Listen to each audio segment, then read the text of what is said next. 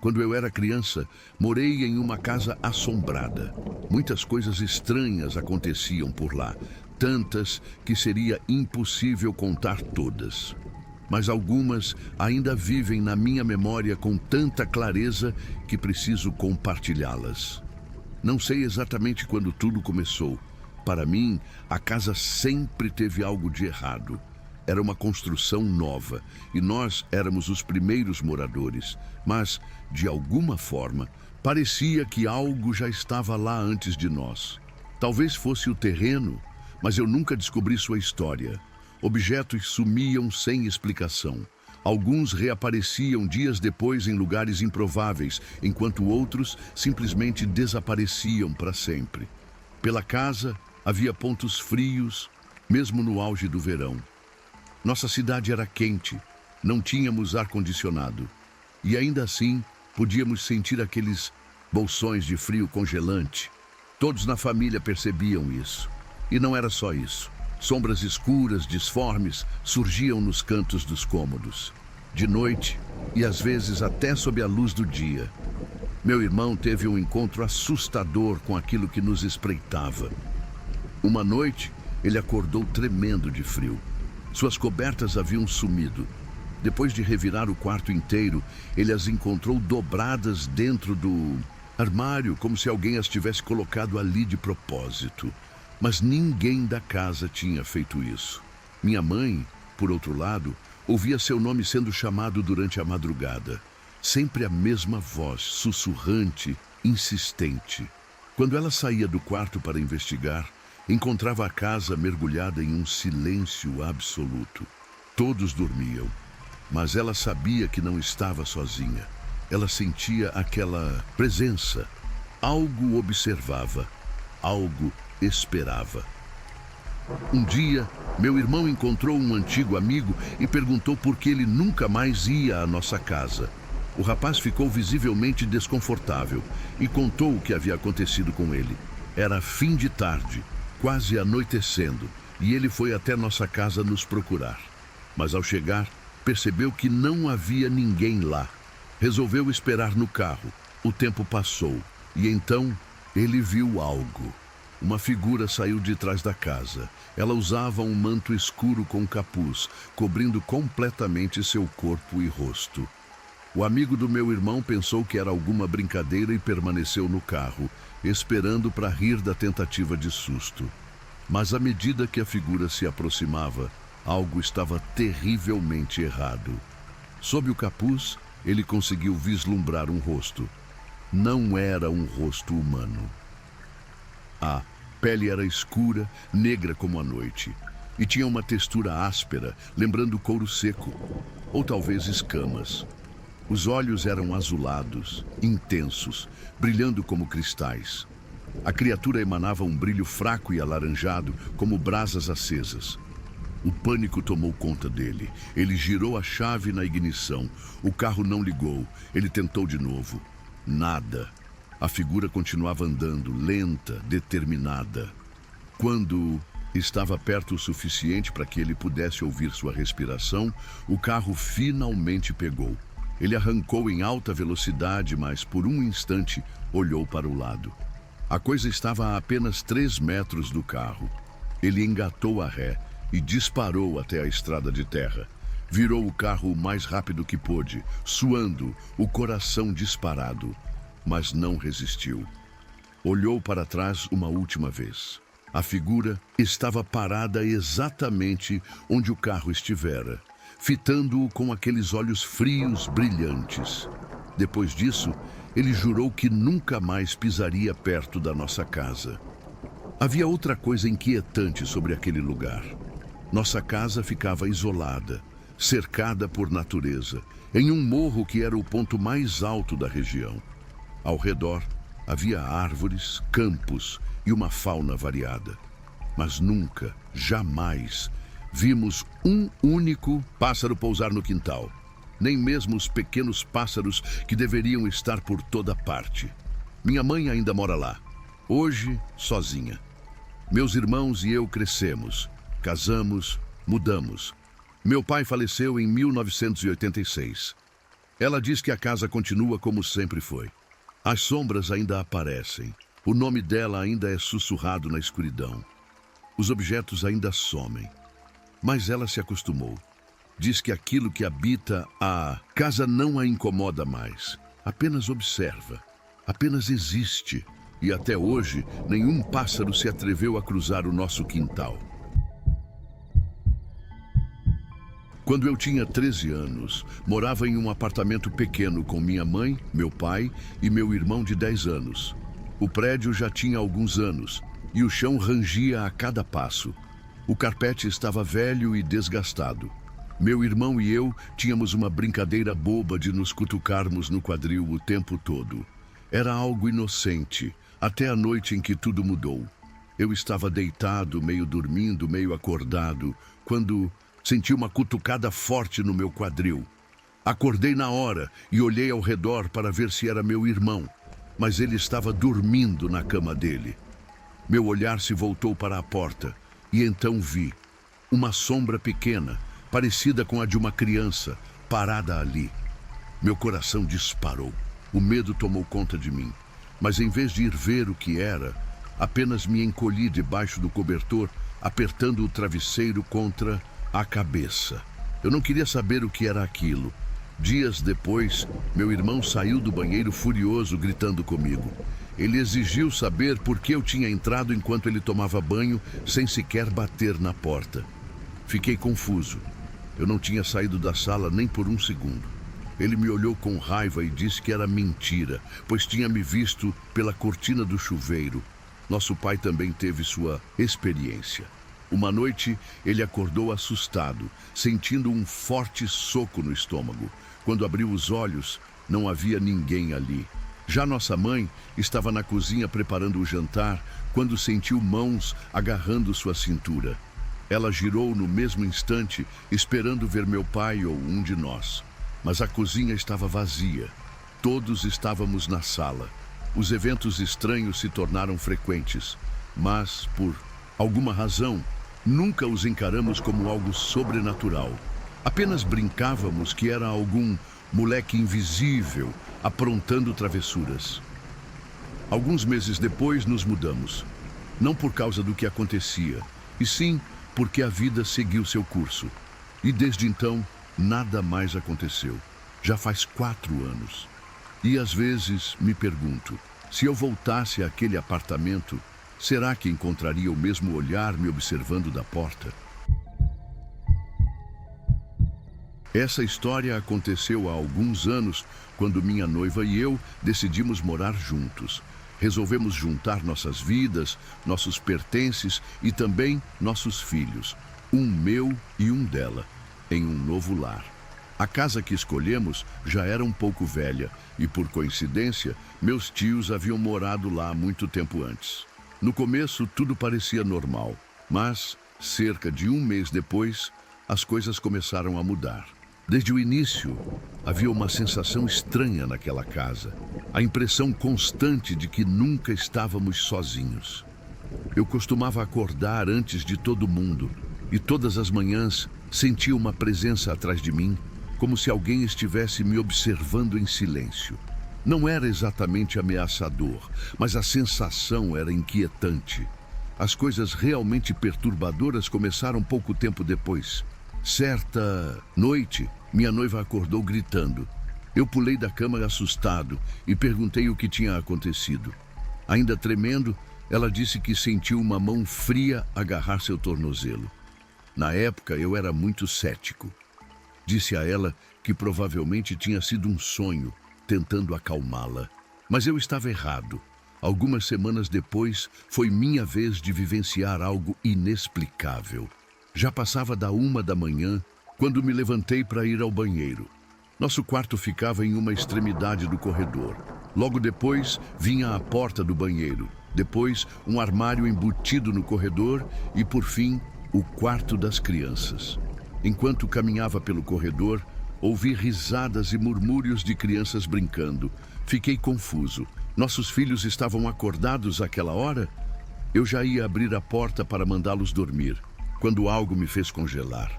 No meio das risadas infantis, uma voz que não pertencia a nenhum dos nossos filhos sibilou. Senti um frio na espinha tão intenso que parecia que todos os meus órgãos tinham despencado para os pés. O medo tomou conta de mim. Em um impulso covarde, corri de volta para o quarto e me encolhi na cama, tentando recuperar o fôlego. Eu não queria acreditar no que tinha acabado de acontecer. Fiquei deitado por uns 20 minutos, ouvindo. Ainda se ouviam risadas infantis. Mas algo estava errado. Nós tínhamos apenas 2 filhos, e eu podia distinguir claramente pelo menos 4 vozes diferentes. Respirei fundo e juntei a pouca coragem que me restava.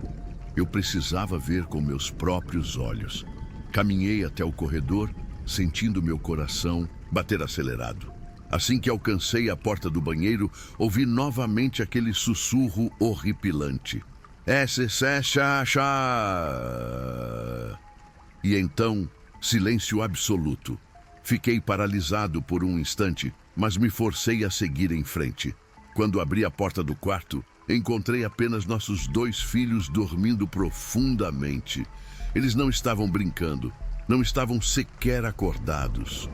Eu me afastei devagar e retornei ao meu quarto. Assim que fechei a porta, as risadas recomeçaram. Na manhã seguinte, tomei uma decisão. Troquei de quarto com as crianças. Se havia algo naquela casa, eu não queria que meus filhos acordassem no meio da noite e vissem algo que os traumatizaria para sempre. Curiosamente, desde que fizemos essa mudança, nada mais aconteceu. Vivemos naquela casa por mais 2 meses antes de nos mudarmos definitivamente. Mas até hoje me pergunto, quem eram aquelas crianças? E o que teria acontecido se eu tivesse ficado tempo o suficiente para descobrir? Isso é algo que vejo desde os meus 8 anos. Agora tenho 23. É uma criatura baixa, mas troncuda, com braços e pernas longos e finos. A cabeça é desproporcionalmente grande e parece quase grudada ao corpo, com um pescoço quase inexistente. Sua pele tem uma textura amarronzada e rugosa, semelhante à casca de uma árvore. Nunca me fez mal, mas já me assustou muitas vezes. Sempre que a vejo, é apenas por um instante, um vislumbre no canto do olho. Quando volto a olhar, ela desaparece sem deixar vestígios. Algumas vezes já chegou a rosnar para mim, o que me arrepia até os ossos, mas nunca tentou se aproximar fisicamente. A primeira vez que vi essa criatura, eu tinha uns 8 anos. Fiquei aterrorizado. Estava em casa, no banheiro. Quando saí e fui em direção à cozinha, tive que passar pela porta do meu quarto. Ao cruzar o corredor, meus olhos captaram algo sobre a minha cama. Era ela, uma figura grotesca, imóvel, me observando. O pavor tomou conta de mim e eu saí correndo, mas ela não veio atrás. Essa foi apenas a primeira de muitas vezes em que a vi. Nunca contei isso para ninguém. O motivo? Ninguém mais parecia vê-la. Eu a avistava nos lugares mais improváveis, no banheiro da escola, na casa de amigos e parentes, até mesmo na rua, mas sempre sozinho. Com o tempo, comecei a acreditar que era coisa da minha cabeça, um fruto da minha imaginação. Até algumas semanas atrás. Estava no trabalho, caminhando até minha mesa, quando passei perto da máquina de Xerox. No canto da minha visão, lá estava ela de novo. Suspirei e ignorei, como sempre fazia. Mas, de repente, um grito veio da copa que ficava ao lado. Meu coração disparou. Corri até lá e encontrei a secretária pálida, com os olhos arregalados e o rosto tomado pelo pavor. "Você viu aquilo?" Ela perguntou, com a voz trêmula. Meu sangue gelou. "O quê?" Perguntei, tentando conter o nervosismo. Ela hesitou, mas então murmurou. "Um bicho." Parecia um cachorro, mas não era um cachorro. Meu estômago revirou. Pedi que descrevesse exatamente o que tinha visto. palavra por palavra, ela descreveu a criatura que me assombra desde a infância. Disse que se assustou e pulou para trás. Quando olhou de novo, já não havia mais nada ali. Foi nesse momento que tudo mudou. Pela primeira vez, tive a confirmação de que aquilo não era uma alucinação. Não era fruto da minha mente. Aquela coisa era real. Mas se em 15 anos nunca me atacou, não há motivo para me preocupar agora, certo? Apesar de às vezes quase me matar de susto. Eu moro em São Paulo, capital, e até hoje só tive uma experiência com o sobrenatural. Para falar a verdade, algumas, mas sempre a mesma. Outro dia eu estava dormindo. Era dia de semana e eu tinha escola no dia seguinte. Estou no último ano, quando acordei no meio da noite ouvindo uma música tocando. Não estava muito alto, mas dava para ouvir bem. O som parecia vir da sala.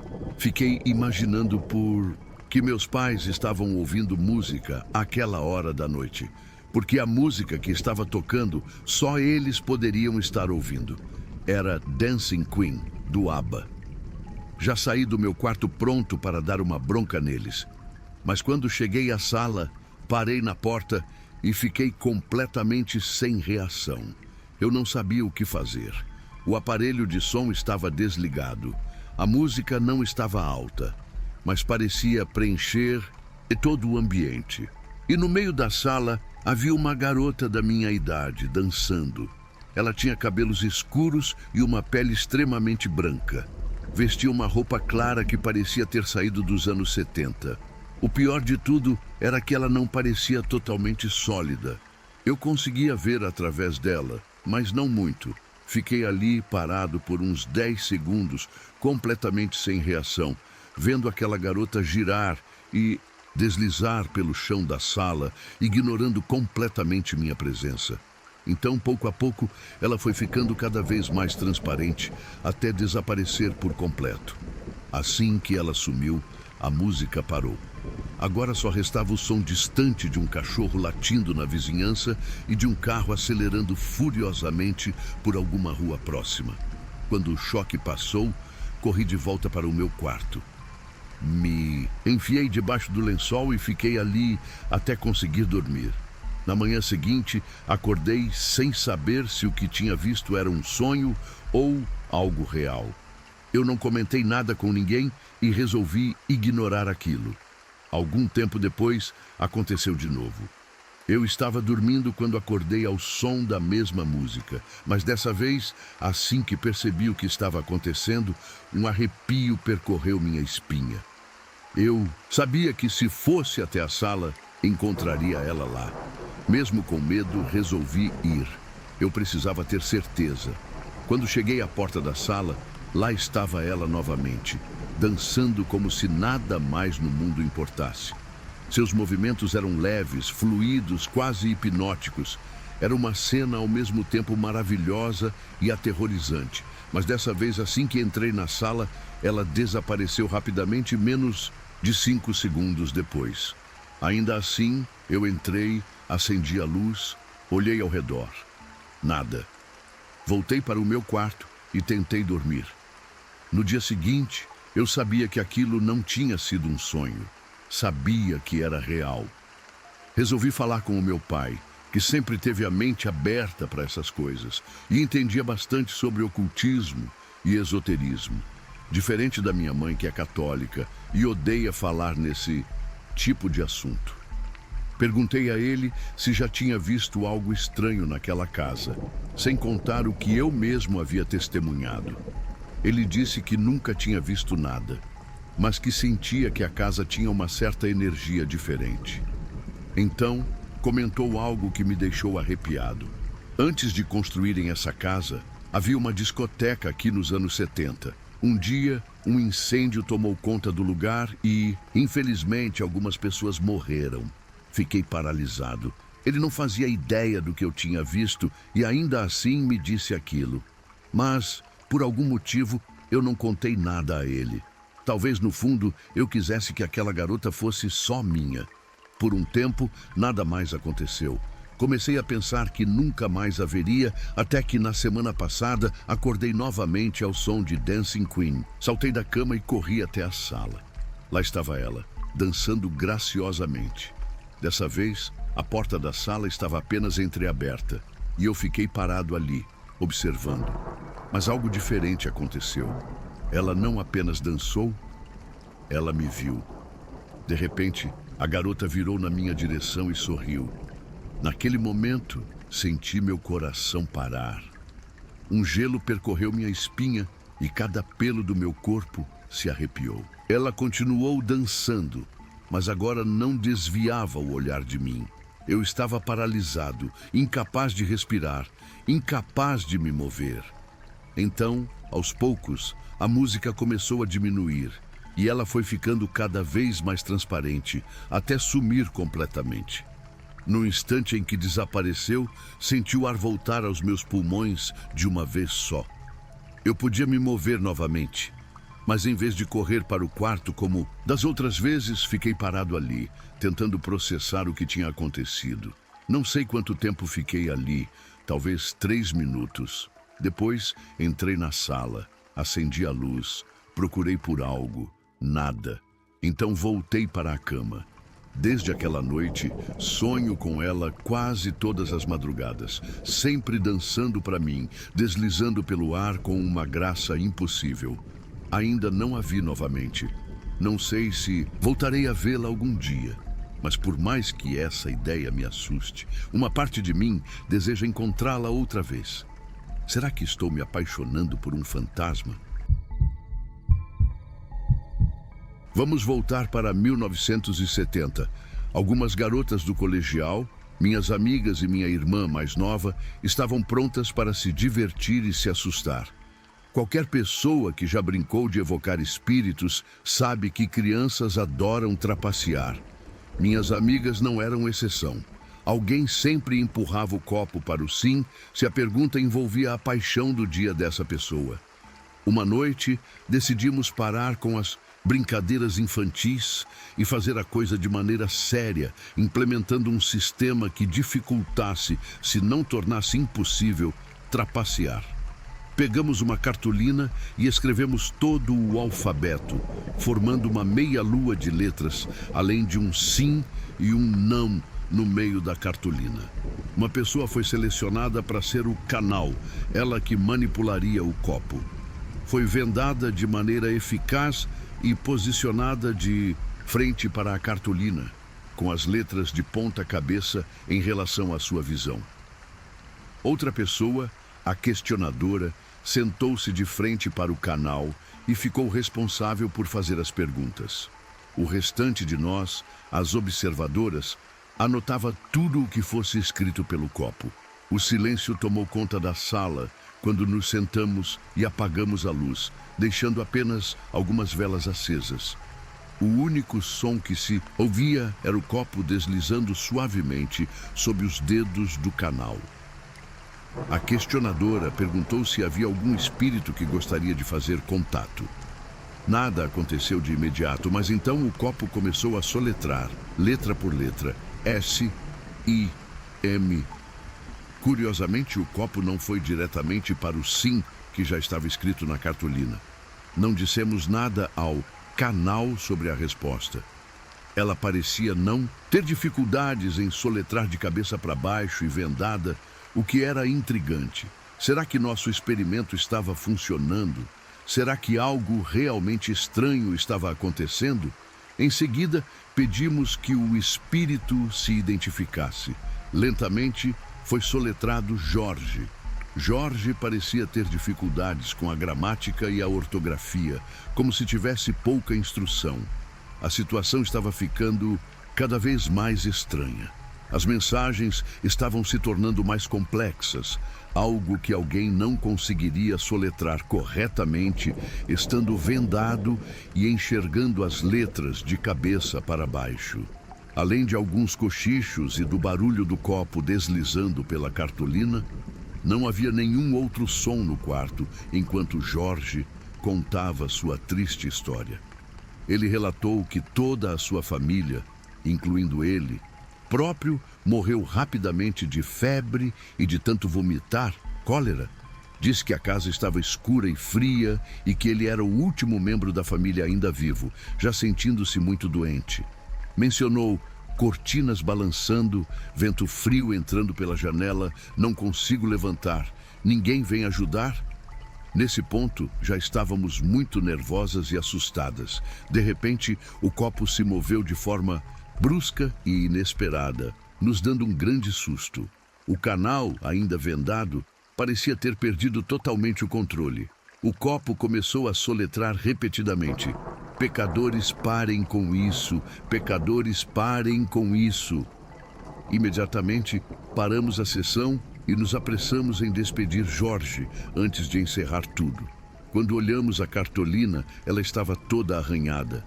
Examinamos a borda do copo e notamos que estava áspera, como se tivesse sido lixada. Algo impossível de ocorrer apenas pelo atrito com a cartolina, sem que o vidro tivesse se trincado. Jogamos a cartolina e o copo fora e nunca mais repetimos aquela experiência. Desculpe, Jorge. Eu moro em uma casa perto de outra, onde coisas horríveis aconteceram. A história que vou contar é real e assusta até hoje. Especialmente porque alguns dizem que a casa ainda guarda os ecos do passado. Carlos era um homem de grande fortuna, que vivia com sua empregada, Miranda.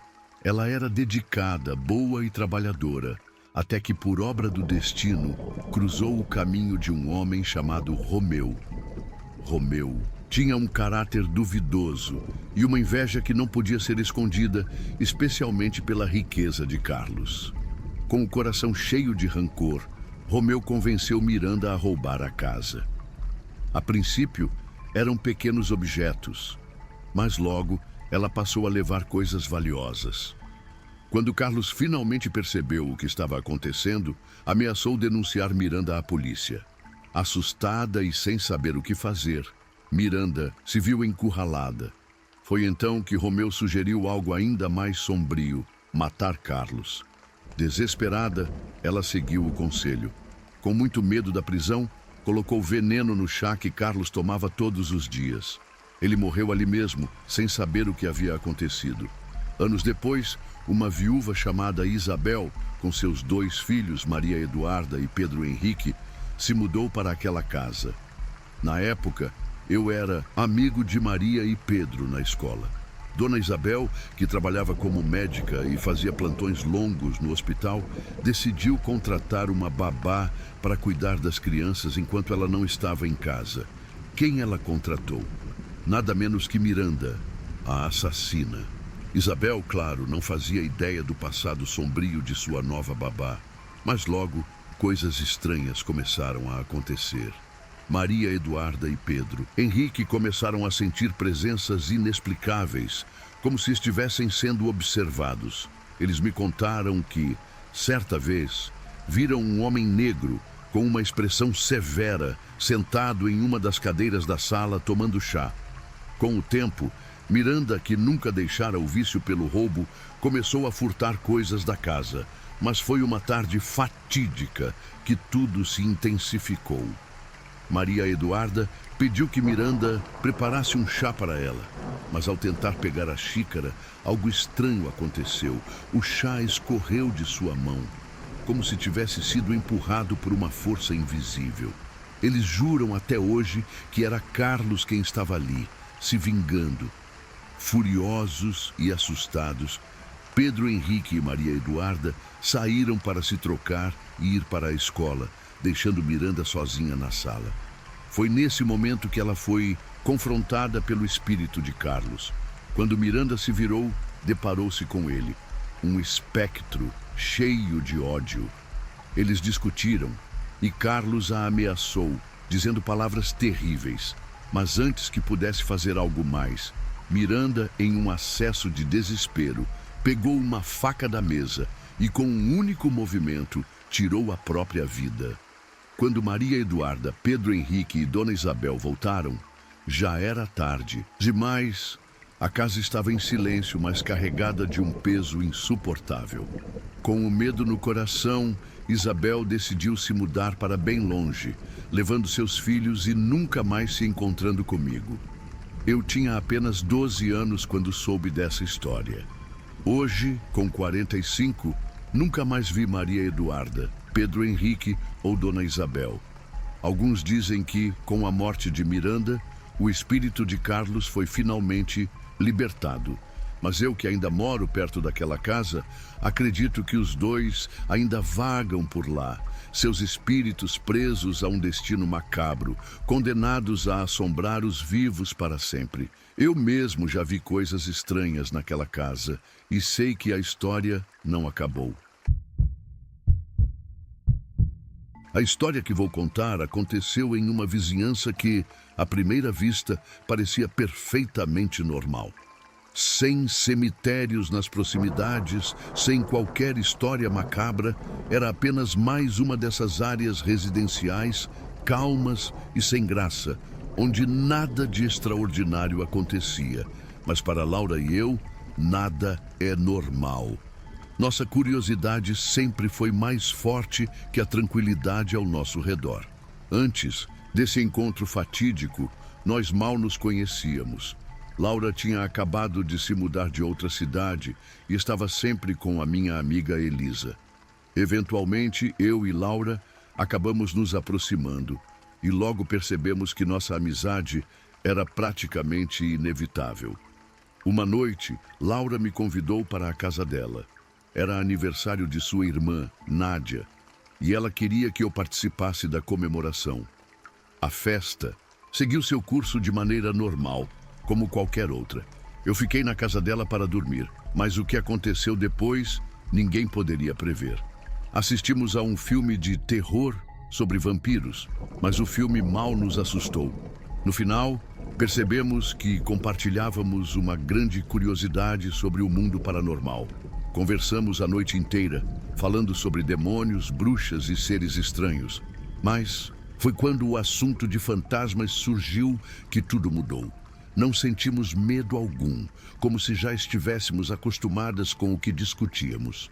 Quando finalmente nos deitamos para dormir, a noite parecia tranquila, mas não por muito tempo. Uma hora depois, fui despertada por uma sensação estranha que não consigo explicar. No início, pensei que fosse Laura, então resmunguei. O que foi, Laura? Não. Me diz que você quer ir ao banheiro de novo. Você acabou. Mas algo me interrompeu. Eu esfreguei os olhos, tentando entender o que estava acontecendo, e foi aí que ouvi. Batidas na porta. Não eram batidas comuns, mas algo mais pesado. Oh, não, estamos encrencadas, pensei. Mas algo dentro de mim sabia que não era nenhum dos pais dela pedindo para ficarmos quietas. Eu não sei como, mas eu sabia. O medo tomou conta de mim e imediatamente comecei a sacudir Laura. Laura, Laura, Laura, acorda! Ela despertou, ainda sonolenta, e então ouviu o som de panelas batendo. Ah, não, de novo não, ela disse, como se já estivesse acostumada com o que quer que fosse. O que foi? Perguntei, ainda em pânico. Ela sorriu de forma estranha e respondeu. Bem, tinha um fantasma na nossa antiga casa, o Zé. Parece que ele veio com a gente. Laura então se levantou e abriu a porta. Um vento gelado invadiu o quarto e a temperatura despencou de forma assustadora. Começamos a tremer de frio. Foi necessário pegar mais cobertores para nos aquecer. Mas o frio não passou. Congelei por dentro ao perceber que o que quer que estivesse nos assombrando não parecia disposto a nos deixar em paz. Meses se passaram, mas o pesadelo apenas se intensificou. Quando o inverno chegou, as coisas tomaram um rumo muito mais sombrio. Decidimos, num impulso de coragem, fazer uma sessão espírita com algumas amigas. Conforme a noite avançava, algumas se assustaram e foram embora, até que no final estávamos apenas Laura e eu. Tem algum espírito presente? Perguntamos, e o copo imediatamente soletrou. Zé! Em seguida, o copo se levantou do chão e virou no ar. como se algo invisível tivesse dado um tapa nele por baixo. O susto foi imenso. Sem pensar, jogamos o copo fora na rua, mas sabíamos no fundo que nada disso ia nos deixar. Com a chegada da primavera, o paranormal se tornou uma parte rotineira de nossas vidas. Já não nos importávamos tanto. Achávamos que ignorá-lo talvez fosse a melhor forma de afastá-lo. Estávamos erradas. Um dia estávamos na cozinha, fazendo um lanche, quando de repente uma vontade imensa de usar o banheiro me tomou. Ao sair, Laura olhou pela porta da cozinha. A TV estava alta demais, incomodando ela. Mas, quando um comercial que ela adorava apareceu, ela parou o que estava fazendo, foi até a TV e assistiu. Quando o comercial terminou, ela voltou para a cozinha. Foi aí que algo a fez gritar. Um grito que ecoou pela casa. Corri até ela e vi sua expressão pálida. Ela apontava para a gaveta de talheres e o que vi fez meu sangue gelar. Ali, no lado da gaveta, havia um bloquinho de papel com uma mensagem. "Saiam daqui", estava escrito com tinta vermelha. E nós sabíamos que ninguém tinha escrito aquilo. Estávamos sozinhas na casa e depois de procurar por horas, não encontramos nenhuma caneta ou lápis vermelho. O ar ficou pesado, como se a casa tivesse absorvido aquela mensagem. Passamos por coisas muito piores, coisas que prefiro não escrever, porque é mais fácil deixar as lembranças se perderem no tempo. Mas a única coisa que eu quero que vocês entendam é que não estão sozinhos. O que aconteceu conosco também aconteceu com outras pessoas. E o que vivemos ainda nos assombra até hoje. Depois de algum tempo, eu e Laura estávamos conversando sobre tudo o que passamos. Eu perguntei: "O que aconteceu na sua antiga cidade?" Ela riu e respondeu: "Mais do que você pode imaginar." Então, ela me contou sobre fantasmas no forro, sessões espíritas, vultos no escuro.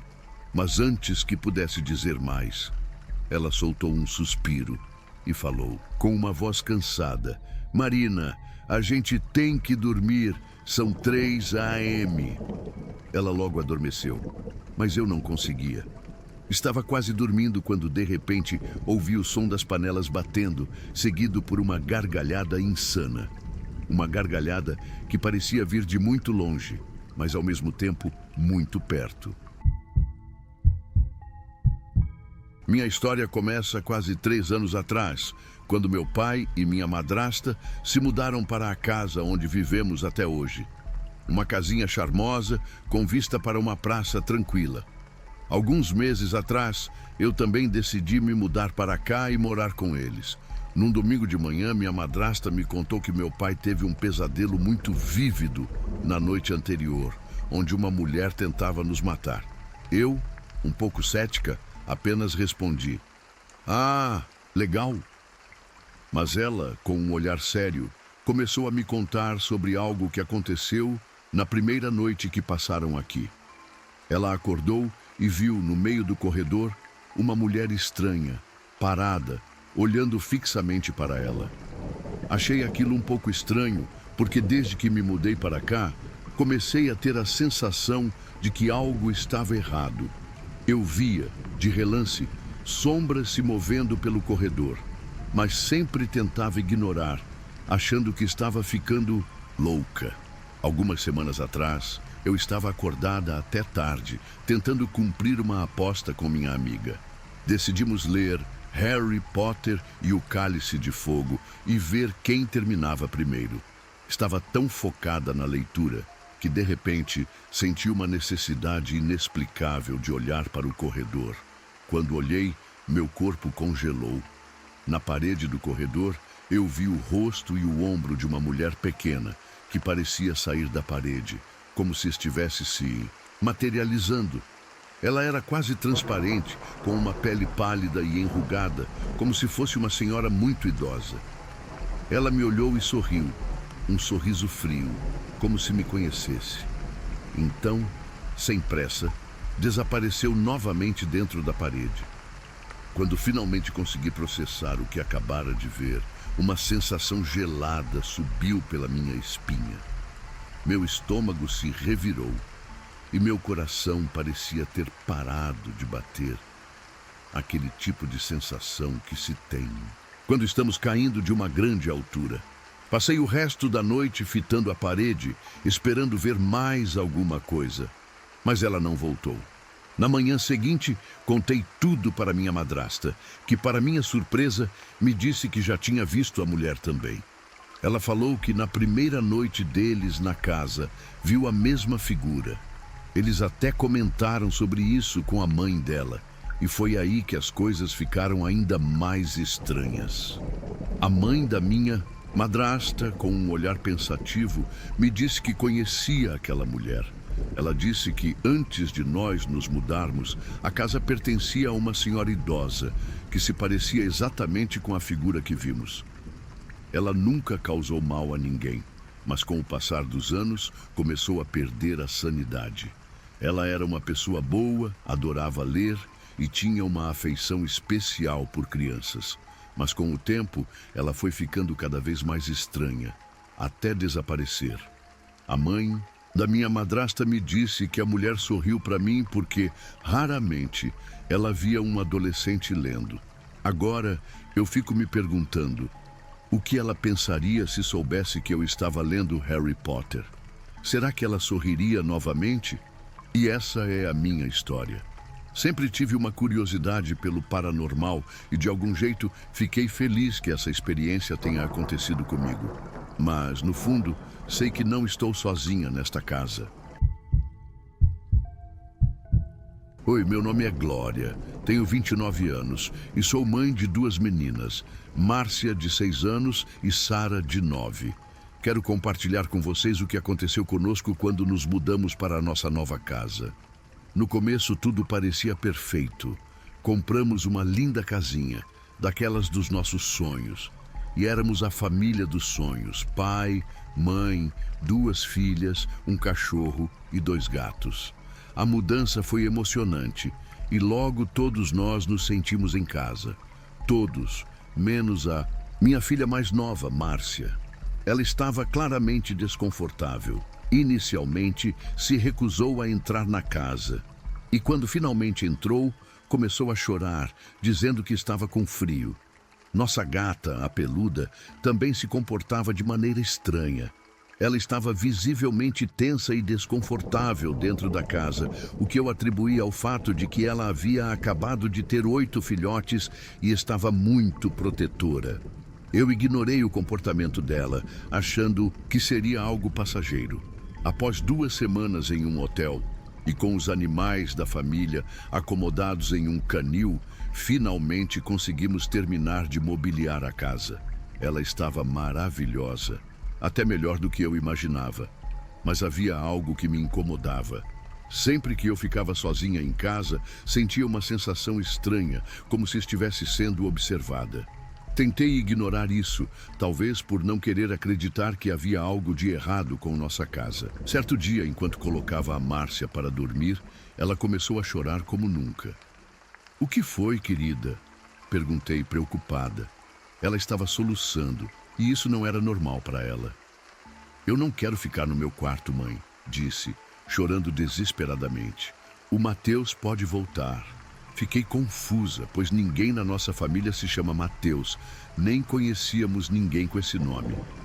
"Quem é o Mateus, querida?" perguntei, mas ela só me olhou em silêncio. Depois de um tempo, ela finalmente sussurrou: "Mateus é o homem alto que vem no meu quarto toda noite e me assusta." E então começou a chorar ainda mais, com uma dor profunda em sua voz. "Eu não quero dormir no meu quarto", gritou. Eu, já exausta, tentei acalmá-la, dizendo que era só fechar os olhos e dormir, mas ela não parava de chorar. Depois de algum tempo, meu marido, Beto, resolveu ir até lá. Ele não suportava ouvir crianças chorando. Ele desceu as escadas comigo carregando a Márcia, ainda em prantos, e disse com uma voz tensa: Querida, acho melhor você ver isso." Eu pensei que a Márcia tivesse bagunçado o quarto, jogado brinquedos como fazia quando estava brava, mas o que vi me fez quase desmaiar. A parede do quarto dela estava toda arranhada com a frase "Quer brincar, Márcia?", escrita de forma grotesca, como se alguém tivesse feito isso com as próprias garras. Márcia ainda não sabia escrever. Eu acordei a Sara e, sem pensar duas vezes, todos fomos dormir em um hotel. No dia seguinte, pedi que um padre abençoasse a casa. Por um tempo, a calma voltou, mas logo algo mais estranho aconteceu. A aparição de Stella. De vez em quando, Márcia inventava um amigo imaginário, mas dessa vez parecia diferente. Eu estava no meu quarto lendo quando ouvi a voz dela mais doce do que nunca, dizendo: "Oi, Stella, o meu nome é Márcia. Toma, você pode brincar com a minha boneca." Aquilo parecia apenas mais uma das suas fantasias infantis. Mas então a Sara entrou no quarto dela. A conversa entre elas me fez gelar a espinha. "Oi, Márcia", disse Sara provocadora. "Quem é a sua amiga?" Márcia ficou quieta por um momento e depois respondeu: "Essa é a Stella. Ela é legal. Quer brincar com ela?" Eu sabia que isso poderia dar em confusão, pois Sara costumava zoar a irmã. Mas fiquei estupefata quando ouvi a resposta de Sara. "Tudo bem, oi Stella, eu tenho uma caixa de joias que um amigo me deu. Você quer ver?" Era uma surpresa para mim, porque a Sara nunca se envolvia nas brincadeiras de Márcia, muito menos com seus amigos imaginários. Um frio percorreu minha espinha. Nos dias seguintes, Stella tornou-se uma presença constante. Márcia e Sara brincavam com ela por horas a fio. E sempre que as meninas desciam para as refeições, a presença de Stella se fazia sentir. Os animais da família ficavam visivelmente perturbados, se encolhiam e se escondiam sempre que as meninas passavam. O cachorro rosnava e os gatos ficavam arrepiados. Elas insistiam em colocar um prato na mesa para Stella e, para nossa surpresa, nós deixávamos, já que sempre havia 2 lugares vazios na mesa. No entanto, começamos a perceber que Stella parecia estar tomando conta das nossas filhas. Elas não faziam mais o que gostavam nas férias e não conseguíamos separá-las. Stella sempre retornava. Eu queria acreditar que Stella era apenas um amigo imaginário, até o dia em que passamos o dia todo fora de casa. Quando voltamos, a cozinha estava uma bagunça total. Os pratos estavam quebrados no chão. Havia comida espalhada por toda parte e até garfos e facas estavam fincados na porta da cozinha. Os animais estavam todos escondidos, como se estivessem aterrorizados. Isso nos deixou completamente assustados, mas o pior ainda estava por vir. Após o fim das férias, as meninas voltaram à escola. Isso parece ter enfurecido Stella. Começamos a ouvir batidas nas paredes, arranhões no chão e até gritos, não de medo, mas de raiva pura. Uma manhã, meu marido saiu mais cedo para o trabalho e eu estava preparando as meninas para a escola. Ambas estavam estranhamente sombrias e os animais se recusavam a entrar em casa. Eles ficavam no fundo do quintal, agindo de forma estranha. Quando finalmente perguntei o que estava acontecendo, as duas começaram a chorar. Entre soluços, Sara conseguiu dizer: "A Stella não quer deixar a gente sair." Márcia, com os olhos cheios de terror, gritou: "Ela disse que se a gente sair, ela vai fazer algo muito ruim com todos nós." E então, Sara completou, com voz trêmula: "Ela disse que a gente tem que ficar com ela porque mandamos o Mateus embora. Foi o limite. Eu sabia que não podia mais ficar ali. Peguei os animais, as meninas, e enquanto saíamos, um barulho ensurdecedor, como uma batida de carro, ecoou pela casa inteira. As meninas gritavam em pânico e os animais se encolhiam. Se eu não tivesse colocado as coleiras, eles teriam fugido. A casa parecia um filme de terror. Saímos correndo para um posto de gasolina próximo e liguei para o Beto, explicando tudo o que havia acontecido. Nunca mais voltamos àquela casa. Minhas filhas ficaram tão traumatizadas que dormiram comigo e com o Beto no mesmo quarto, junto com os animais, por quase 3 meses. Só conseguiram se recuperar com a ajuda de um psicólogo. Meu marido e eu fomos à igreja procurar ajuda e um padre abençoou nossa família. Desde então, nunca mais tivemos nenhum encontro paranormal. Os nomes foram alterados para proteger a privacidade da nossa família.